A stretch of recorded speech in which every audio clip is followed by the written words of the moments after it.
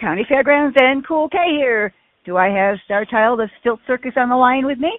Yes, you do. Hello, CoolKay. How are you today? Oh, I'm busy. How are you? Same. Always, right? Well, yes. Okay, so let's get a little bit of a history of what Stilt Circus is, please. Okay. So I personally have been performing for a little over 25 years. I started Stilt Circus in 2006. I got into circus through management. My real history is in the music industry. Back in, I guess it was 92 to 97, I worked in New York City in the music industry for some of the top music execs. Had wonderful mentors, and Tommy Valentino, who is now Kid Rock's attorney, was my mentor. So I had great mentorships in the music industry. I moved out to California in 97 to find something different, and I came across a circus troupe who was looking for a manager, and I started managing them. So I literally quit my 9-to-5 and ran off to manage a circus troupe. And I was living in California at the time. They were based in Seattle. They were doing fire dancing, and this is back in, I want to say 99. And so that was before like fire dancing was really big or circus arts was really big. And I moved up there, started managing them, and within 3 months of managing them, they asked me to come in and perform for them. And I was like, no, I'm not a performer, I'm a manager. And unfortunately, they would not let me let it go. And they called me out and literally dragged me by my pigtails. And once I got out there, it was like this light went on inside of me. And it was like, oh my God, this is it. This is what I'm supposed to be doing. And I started doing fire dancing first. And then my heart just fell in love with stilts. And just the exchange of energy that you have with people while performing on stilts is just, there's nothing else like it. It just brings the child out of everyone. It lights up everyone's faces. Everyone's so happy to see you. You're so happy to see them. And it just sparks creativity.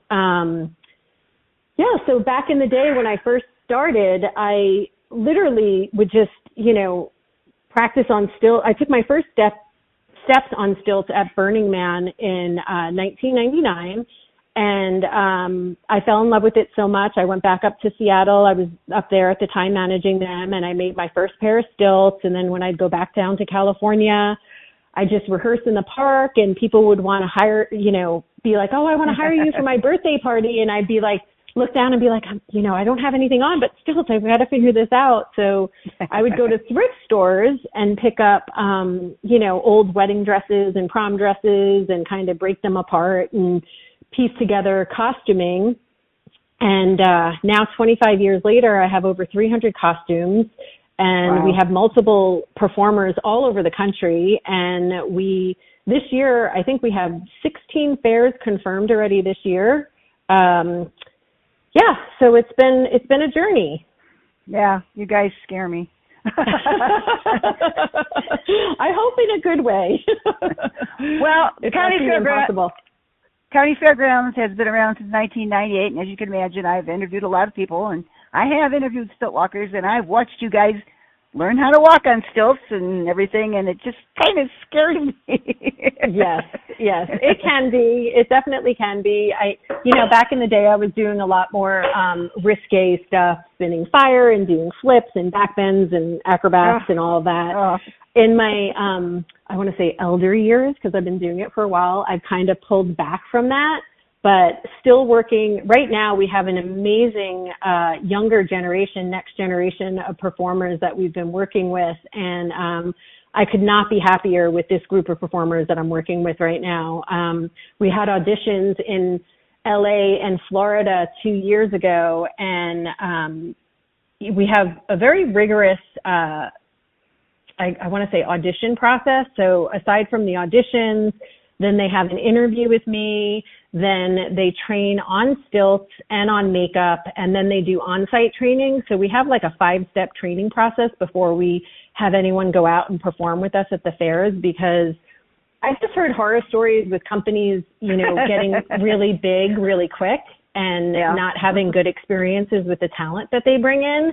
So, with my business knowledge working in the music industry for so many years, I'm all about management, and I think because I'm a performer and the manager as well, I have a good, relationship with both the clients and the performers. And I really try to, accommodate everyone's needs and try and find that happy medium in between, Yeah.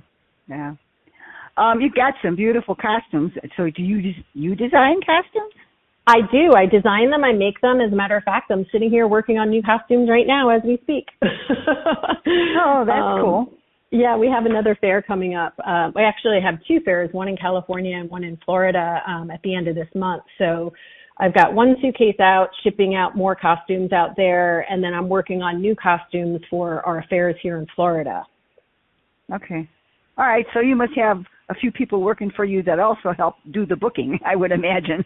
No, believe it or not, I do it all. A few years ago, I had someone who was amazing helping me, and then honestly, it became too much for him. He was the best worker I've ever had, and he was just like, I don't know how you do it. You spend hours on these proposals, and people just don't get back to you. He's like, how do you deal with that? And I was like, honestly, you just have to let it go and just, take it as a grain of salt. It's part of the business. But I mean, I think that's the frustrating thing for a lot of, entertainers and people who do the bookings is that, if clients aren't going to hire us, it's fine. We're okay with a no. Just let us know. But when you don't respond to us, that's the frustrating part, because, it's kind of up in the air and you don't know, and when we have other things and we're trying to manage other bookings, it's hard to, not know. So, okay. So let me ask you this question. Are you a mother? My performers are my children. Yeah, I was going to say. I never birthed children, but my performers are like my children. They really are. I have one girl right now. She's in Thailand. She calls me every couple of days, and she's like, I miss you guys so much. And, I'm like, make sure you're taking your vitamins and taking care of yourself, So they're like my children. They really are. Yes. So I don't have any children of my own. Yes. I have fairs that are my children. I believe it. It's like when you're married, it's like you're married to your work. So your work becomes your family, Yes. Yeah. Yes. Okay. So you come up with the costume designs? I do. And I have quite a few. I have more designs in my head than you could imagine. And we moved out to Florida a few years ago to be closer to my elderly father, and we have expanded because now I have a storage unit in LA, and like I said, I'm about to ship some more costumes out that way. But I have an entire room dedicated just to supplies. So I have literally, oh my God, I think I have 25 bins of fabric, and which takes up one side of the wall, and then the other side of the wall is all the notions. So the trims and the elastic and Velcro and buttons and all of that. So I have enough supplies to make costumes until the end of my time. So you must have people that work under you that you trust. So how many fairs approximately, say, a month do you run? It varies because there's slow seasons, right? So we just, we're kind of coming out of that slow season. So, we have the California Midwinter Fair coming up in California on February 28th. The same day we open up the St. Lucie Fair here in Florida. And then right after that, we have the Miami Fair. And then after that, we're in Tahama District, which is in Rose Bluff, California. So I've got a California crew out there doing the California ones right now, and then we're out here doing the East Coast.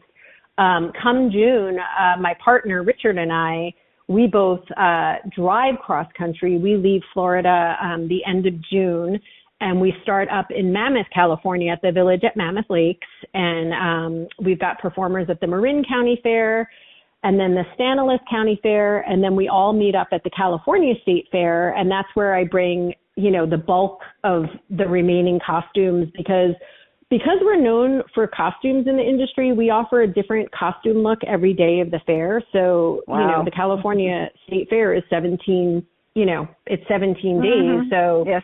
You times that by 3 performers, I'm bringing out there 51 costumes just for that one fair. Okay, and you are entirely a grounds act then? We're mostly grounds for the fair industry. We do stage shows as well. Unfortunately, the fairs don't really book us for the stage shows because my interpretation of a stage show is like a Cirque du Soleil show. So it's like a story from the beginning to the end, and it's quite a bit to produce. But our client up in Mammoth, California, the Village at Mammoth, he actually funds our shows. So we just I just choreographed, directed, wrote, narrated, and performed in and made the costumes for a Christmas tree lighting ceremony. And it was a Tim Burton themed event. And it was a whimsical winter's eve. And it was Tim Burton style Christmas tree lighting ceremony. So it was a 20-minute stage show. But, it took me probably, I want to say like 6 to 9 months because I was doing everything. And I started working on it while I was on tour. So, that makes it a little bit more challenging because in between sets, if you saw backstage, our dressing room is filled with costumes. And then, when we're taking our breaks, I've got my computer. I'm either working on, shows or sending out other contracts or proposals or, I constantly work. You make me tired just to listen to you, dear. Well, like I said, when you enjoy what you do, it's not really work. I say work, loosely, but it's fun. I enjoy it. I enjoy what we create. I enjoy what we're offering to the community. We have fans across the entire country that, are constantly writing on our social medias like, we can't wait to see you in Perry, in October. And we're going back to Alaska this year, so we've got our Alaska fans out there like, oh, we're counting down the days till you come back, so it's nice. Of course, the business stuff is not my favorite, but I'm good at it, so I do it, And you said you had a significant other?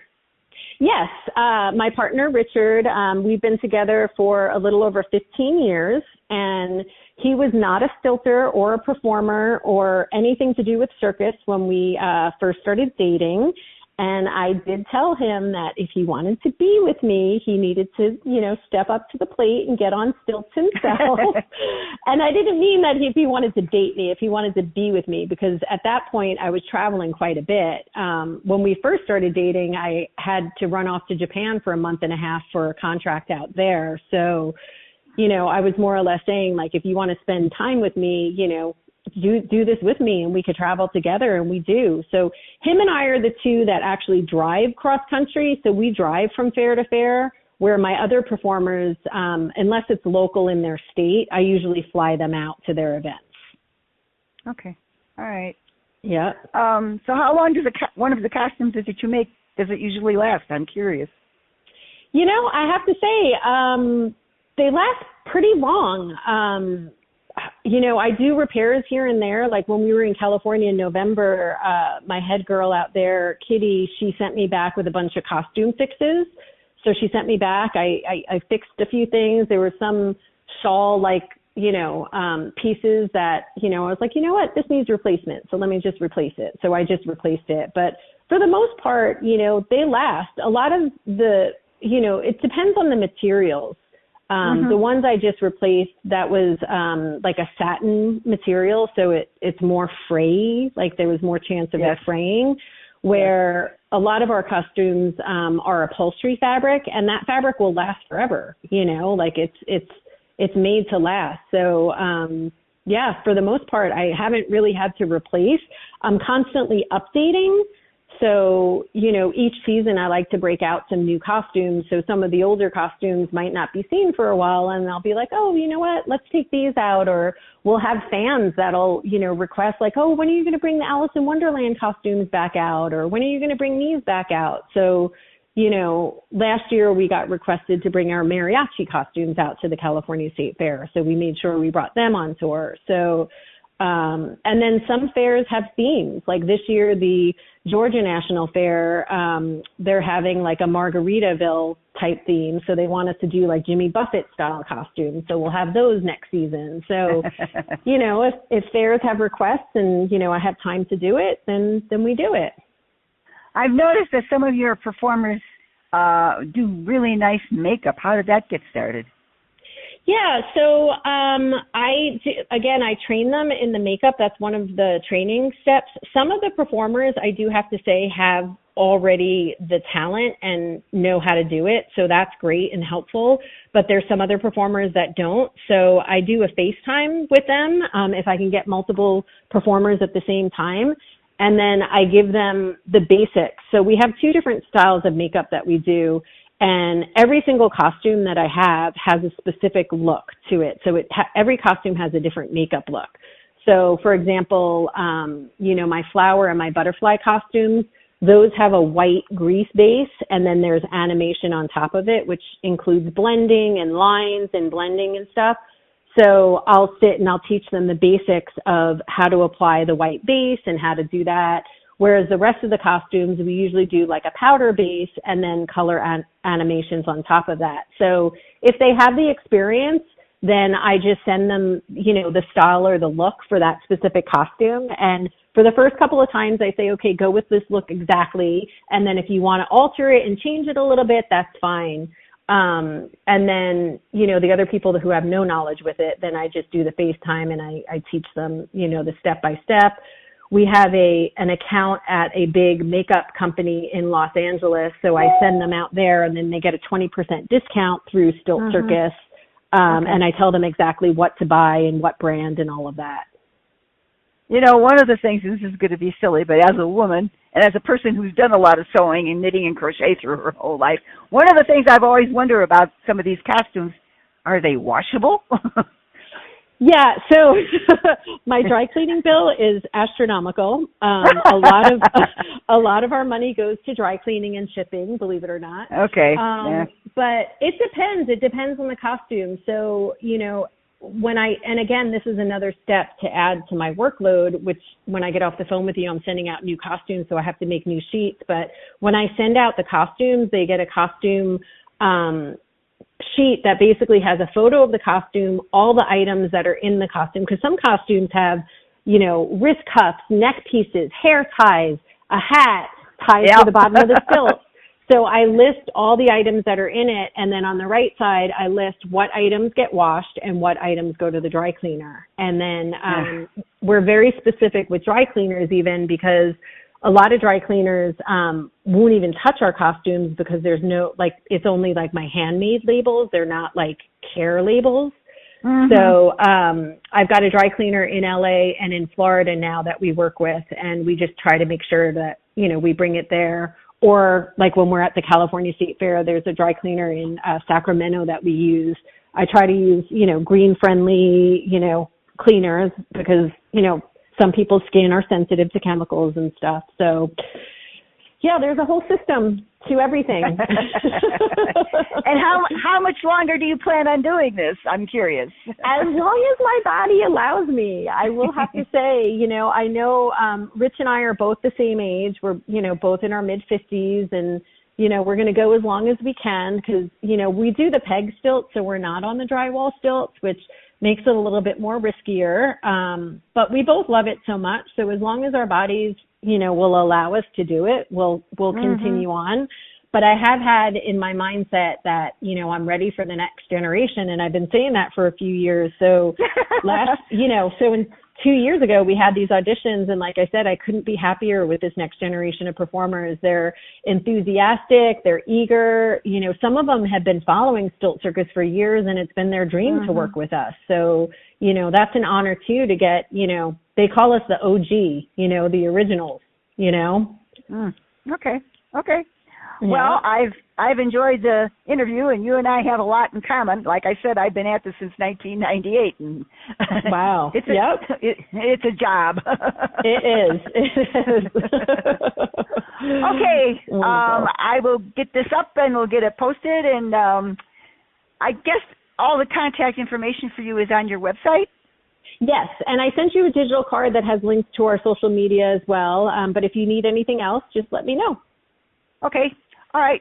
Thanks for talking to me. All right. Thank you so much. I appreciate the call. Have a wonderful day. You too. Bye-bye. All right. Bye-bye.